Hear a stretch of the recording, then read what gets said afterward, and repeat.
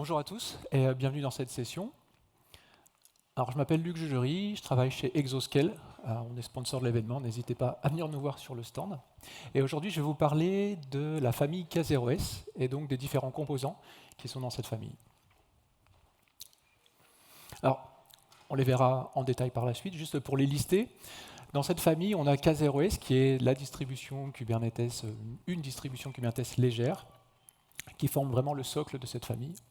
On a K0S CTL qui va nous permettre de manager des clusters K0S, donc de gérer leur cycle de vie. On va voir Cosmotron. Cosmotron va nous permettre en fait de lancer des control planes dans des pods, donc control planes de workers mais qui vont tourner dans des pods. Et Cordant va nous permettre de gérer des flottes de clusters Kubernetes. Donc on va voir ces différents éléments. Donc je vais aller assez rapidement sur les deux premiers. K0S, donc k0sproject.io, c'est une distribution Kubernetes qui est certifiée. Elle a été créée par Mirantis il y a quelques temps. Elle a été donnée il y a un petit peu moins d'un an à la CNCF. Aujourd'hui, c'est un projet sandbox de la CNCF.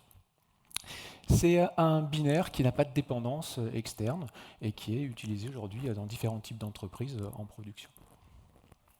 Si vous voulez le tester sur votre propre machine, c'est vraiment quelques lignes de commande, on récupère le petit binaire, on démarre le service, enfin on installe le service, on le démarre, et en quelques dizaines de secondes, vous avez un cluster. Alors quand je dis cluster, avec un seul node, mais c'est possible très facilement par la suite d'ajouter d'autres nodes et d'avoir un cluster vraiment multinode sur votre machine locale. Vraiment quelques dizaines de secondes, c'est très facile. Donc K0S, c'est vraiment le socle de cette famille. On a après K0S CTL. K0S CTL, c'est une ligne de commande qui va vous permettre de gérer vos clusters K0S de façon déclarative. Donc l'idée, en fait, c'est que vous allez pouvoir, avec K0S CTL, définir votre cluster et directement faire les opérations des tout aussi dessus, avec une très bonne granularité.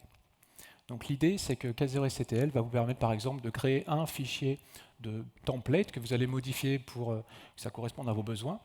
Donc vous allez définir par exemple les adresses IP des machines sur lesquelles vous voulez que votre cluster soit installé, vous allez définir la configuration du cluster, et lorsque vous allez faire un K0S CTL apply, ça va vous créer votre cluster sur la machine en question. Si vous voulez mettre à jour votre cluster, vous modifiez le cluster.yaml, vous refaites un apply et ça va mettre à jour le cluster. Donc on est vraiment sur une façon déclarative de gérer des clusters K0S. On va passer un petit peu plus de temps sur celui-ci, Cosmotron. Cosmotron, c'est une façon de gérer des control planes de clusters dans des pods. Donc en fait, l'idée, c'est qu'on va avoir un cluster de management. Et ce cluster de management, on va l'utiliser pour gérer des clusters workload ou des clusters enfants. Et les control planes de ces clusters enfants vont tourner dans des pods dans le cluster de management. Donc on aura en fait des control planes et les workers qui seront séparés parce qu'en fait, par la suite, on peut rajouter les workers depuis n'importe quelle infrastructure à ces control planes de cluster de workload ou cluster enfant. Alors, ce qui est important aussi, c'est que Cosmotron, ça agit comme un cluster API provider, KPI provider. On reviendra là-dessus juste après. Donc là, on a la grande image de la présentation de Cosmotron. Au final, on a un cluster de management, et ce cluster de management, on a donc Cosmotron qui tourne à l'intérieur. On va l'utiliser, ce cluster de management, pour créer un cluster de workload, et le control plane de ce cluster de workload va tourner dans des pods dans le cluster de management. Et ensuite, par la suite, on va pouvoir ajouter des différents workers à ce control plane. Donc Cosmotron sert vraiment à ça, gérer à l'intérieur d'un cluster de management le control plane dans des pods.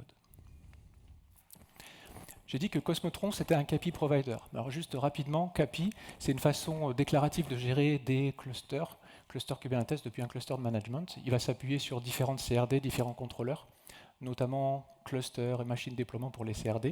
Et il va s'appuyer après sur des implémentations pour vraiment créer ces clusters sur différents types d'infrastructures, que ce soit des cloud providers, que ce soit du Proxmox, que ce soit en local avec Docker ou Cosmotron lui-même aussi.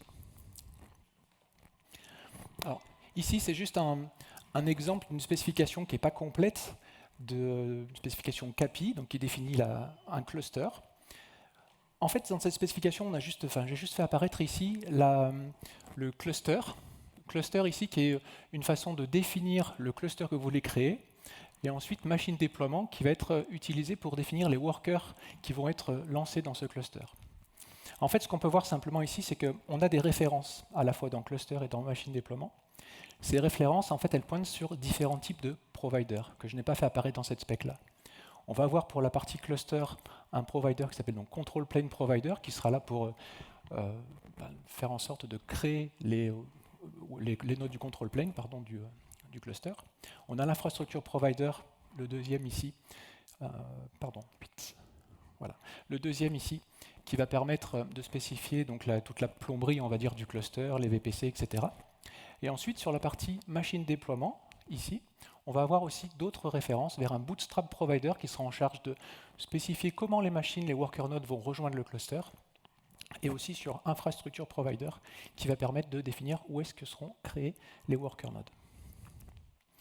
Donc Cosmotron, il fait office de control plane, bootstrap et aussi infrastructure provider. C'est là qu'il est câblé en fait dans cette famille, on va dire dans ce CAPI, dans ce cluster API.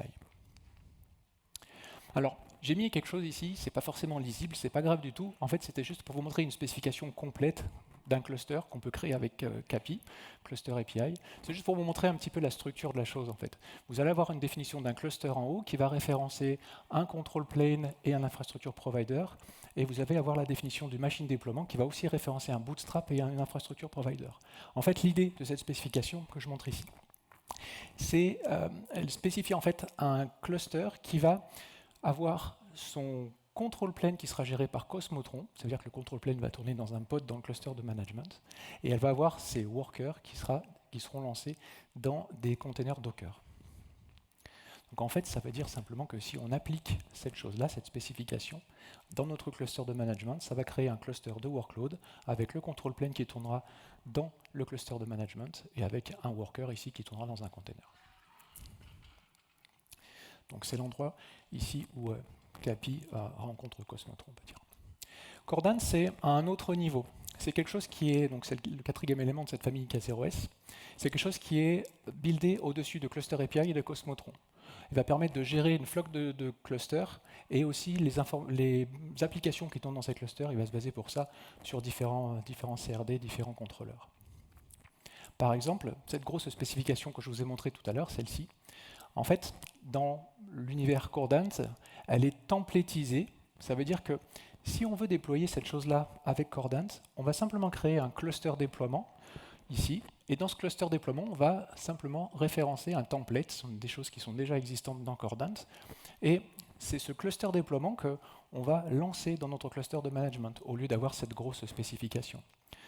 Et ici, ça veut dire simplement que ça va créer notre workload cluster avec son control plane qui va tourner dans un node, dans un pod dans le cluster de management. Et on a spécifié en fait deux réplicas ici, donc un réplica pour le control plane et deux réplicas pour les worker nodes. On aura donc la même chose de réplica ici de worker nodes qui tournent dans des containers. Avec Cordant, on va aller un cran plus loin aussi parce qu'on va pouvoir gérer ce qui tourne dans nos clusters et pas forcément les clusters en eux-mêmes, pas simplement les clusters.